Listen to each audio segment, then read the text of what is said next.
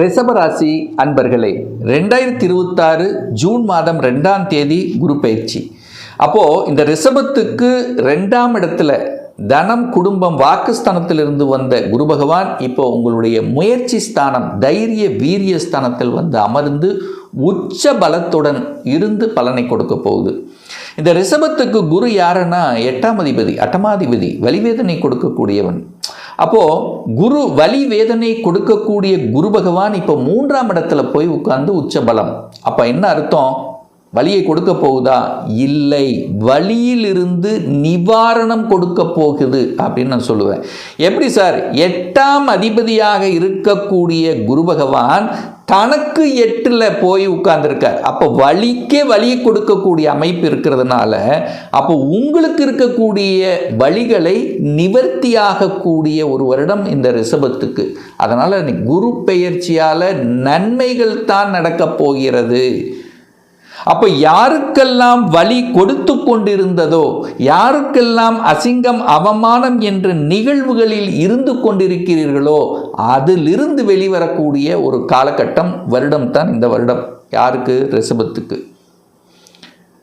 Sir எதுவுமே நடக்கலை sir, நடக்க மாட்டேங்குது, தடைகள் இருக்குது, பிரச்சனை இருக்குது, எதிர்ப்பு இருக்குது, பகை இருக்குது சார், அதெல்லாம் ஓடப்போகுது, அவ்வளோதான். ஹெல்த்தால் பிரச்சனை இருக்குது பாருங்கள், நிறைய ரிஷபத்துக்கு எல்லாம் சொல்யூஷன் கிடச்சிரும், நிவாரணம் கிடச்சிரும். எவ்வளோ பெரிய வலிகளை கொடுத்து கொண்டிருந்தாலும் அதிலிருந்து வெளியில் வரக்கூடிய ஒரு காலகட்டம் இந்த காலகட்டம். ஏன்னா 12 வருடங்களுக்கு அப்புறம் குரு பகவான் உச்ச பலத்தோடு இருக்கார். 8ஆம் அதிபதி உச்சம், 8க்குரியவன் தனக்கு 8 அங்கே தான். அதே சமயத்தில் அந்த குரு பகவான் 11ஆம் இடத்தை பார்க்குறார், லாபஸ்தானத்தை பார்க்குறார். அப்போ வலிகள் வேதனைகளிலிருந்து மனமகிழ்ச்சி, சந்தோஷம் என்கின்ற நிகழ்வுக்கு செல்ல போறீர்கள் இந்த ரிஷபராசி அன்பர்கள். அப்போ ஒரு கோர்ட் கேஸ் இருக்குது, வம்பு வழக்கு இருக்குது, ஒரு பிரச்சனை இருக்குது, சொத்து பிரச்சனை, பாக பிரச்சனை, ஏதோ ஒரு வகையில் வலிகளை அனுபவித்து கொண்டிருந்தவர்களுக்கெல்லாம் விமோச்சனம் ஒன்று. அடுத்து அந்த குரு 11ஆம் அதிபதியும் குரு தான். இப்படி எடுத்துக்குங்க, 8க்குரியவன் தனக்கு 8ல் போய் இருந்து நல்லது கொடுக்க போகிறார். 11ஆம் அதிபதி அந்த குருங்கிறது யாருன்னா உங்களுக்கு லாபத்தை கொடுக்கக்கூடியவனும் குரு தான். அப்போ இந்த வருடம் லாபத்தை அள்ளித்தரப்போகிறார். இது வரைக்கும் கிள்ளி கொஞ்சம் கொஞ்சமாக கொடுத்துட்டு இருந்த உங்களுக்கு இப்போ அள்ளித்தரப்போகிறார். எதை? லாபத்தை, வருமானத்தை, பணத்தை தரப்போகிறார். என குருங்கிறது தனக்காரகன் அல்லவா, தனத்தை பெருக்கி தரப்போகிறார் அப்படிங்கிறத நம்ம ஸ்ட்ராங்காக சொல்லலாம். அப்போ இதெல்லாம் எப்படி நடக்க போகுது? உங்கள் முயற்சியால். எங்கே இருக்கார்? 3ஆம் இடத்தில் உட்கார்ந்துருக்கார். உங்கள் முயற்சியால் இது நடக்கப் போகிறது. சகோதர சகோதரிகள் மூலமாக நடக்கப் போகிறது. டிராவலின் மூலமாக நடக்கப் போகிறது. புதிய புதிய ஒப்பந்தங்கள் கிடைக்கக்கூடிய ஒரு காலகட்டமாக உங்களுக்கு அமையப் போகிறது. வியாபாரத்தின் மூலமாக நுணுக்கங்கள் கிடைக்கப் போகிறது. தகவல் தொடர்பு துறை, கம்யூனிகேஷன் மூலமாக லாபத்தை அனுபவிக்கப் போகிறீர்கள். அப்போ நிறைய நெட்வொர்க் உங்களுக்கு கிடைக்க போகிறது. இந்த குரு பயிற்சிக்கு அப்புறம் நிறைய நண்பர்கள் கிடைக்கப் போகிறார்கள். அப்போ இதன் மூலியமாக உங்களுக்கு லாபத்தை கொடுக்க போகுது அப்படிங்கிறத ஸ்ட்ராங்காக நம்ம இந்த இடத்துல பதிவிடலாம். அந்த குரு தான் இருக்கிற இடத்தை காட்டிலும் பார்க்கக்கூடிய இடத்துல வந்து கோடி நன்மை அப்படின்னு சொல்லுவாங்க. அதாவது தான் எங்கே பார்க்குறாரோ அந்த இடத்தை வளர்க்க போகிறாருன்னு அர்த்தம். அப்போ குரு தனது 5ஆம் பார்வையாக 7ஆம் இடத்தை பார்க்குறார். 7ஆம் இடம் என்பது என்ன? திருமணஸ்தானம். அப்போ திருமணம் சார்ந்த விஷயத்தில், கணவன் மனைவி சார்ந்த விஷயத்தில் இருக்கக்கூடிய பிரச்சனைகளுக்கெல்லாம் முற்றுப்புள்ளி வைக்க போகிறது இந்த குரு பயிற்சி. அப்போ கணவன் மனைவிக்குள்ளே ஒரு ஈகோ கிளாஸ் இருக்கும், இல்லை ஏதாவது ஒரு பிரச்சனை இருக்குது, புரிஞ்சுக்கல, அண்டர்ஸ்டாண்டிங் இல்லை, ஏதோ ஒரு வகையில் ஒரு பிரச்சனை அனுபவித்து கொண்டிருக்கக்கூடிய ரிஷபத்துக்கு விடுதலை, பிரச்சனை தீரப்போகுது அப்படின்னு எடுத்துக்கலாம். 1. 2வது திருமணம். கல்யாணமே ஆகலை சார், நாங்கள் எத்தனையோ வரன்களை பார்த்துட்டே இருக்கோம், ஃபிக்ஸே ஆக மாட்டேங்குது, ஏதோ ஒரு வகையில் தடை கொடுத்துருது. ஏதோ ஒரு வகையில் பிரச்சனை உருவாக்கிறது. நாங்களும் பார்க்காத வரன்கள் இல்லை, ஏதோ ஒரு வகையில் இருக்கக்கூடிய பிரச்சனையிலிருந்து இப்போது உங்களுக்கு இந்த 2026 திருமணம் நடக்க போகுது. எழுதி வச்சுக்கோங்க. நிறைய ரிஷபத்துக்கு திருமணம் டக்குன்னு நடக்க போகுது. உச்ச பலத்தோடு இருக்கக்கூடிய, ஒரு வழிகளோடு இருக்கக்கூடிய, இது நடக்கலை சார், எனக்கு திருமணம் நடக்கலை, பிரச்சனையாக இருக்குது, நடக்கவே மாட்டேங்குது அப்படின்னு இருக்கக்கூடியவர்களுக்கெல்லாம் சந்தோஷத்தை தரக்கூடிய நிகழ்வாக இந்த குரு பயிற்சி திருமண பந்தத்துக்குள்ளே என்ட்ரி ஆக போகிறீங்க. இவங்க தான் நம்ம பார்ட்னர் அப்படிங்கிறது உறுதிப்படுத்தப்படுகிறது. அடுத்த விஷயமா பார்த்தீங்கன்னா, பார்ட்னர்ஷிப்புக்குள்ள பிரச்சனை. இப்போ நான் ஒரு தொழில் செஞ்சிட்ருக்கேன், ஒரு கூட்டு தொழில் செஞ்சிட்ருக்கேன், பார்ட்னருக்குள்ள பிரச்சனை, ஒரு கருத்து வேறுபாடு, பேசாமல் பிரிஞ்சு போயிடலாம். இப்படி இருக்கக்கூடியவங்களுக்கெல்லாம் சொல்யூஷன் கிடைக்கும்.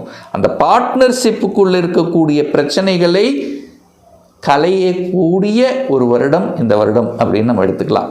இந்த குரு பயிற்சிக்கு அப்புறம் அது நடக்கும்.